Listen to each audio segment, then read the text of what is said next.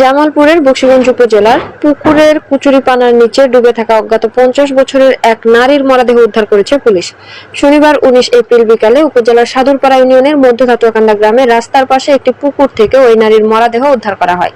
স্থানীয়রা জানান, বিকালে উপজেলার মধ্যধাতুয়াকান্দা গ্রামের আনোয়ার হোসেনের পুকুরে কুচুরিপানার নিচে থাকা একটি মরদেহ দেখে কামালের বাড়তি পুলিশ তদন্ত কেন্দ্রের পুলিশকে খবর দেন স্থানীয়রা। পরে পুলিশ কুচুরিপানার নিচ থেকে মরদেহটি উদ্ধার করেন।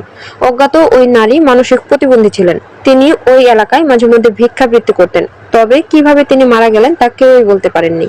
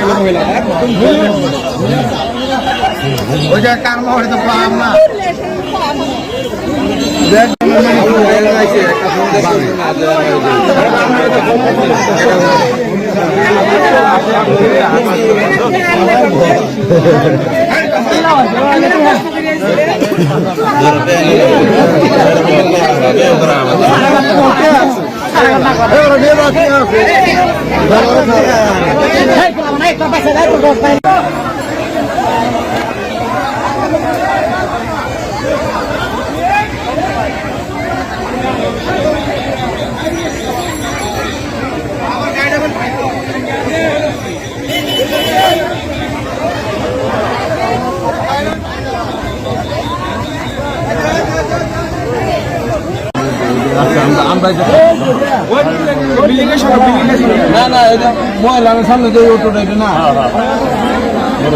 উপরে কিতা বান্দা আর লোক নাই একা আর যে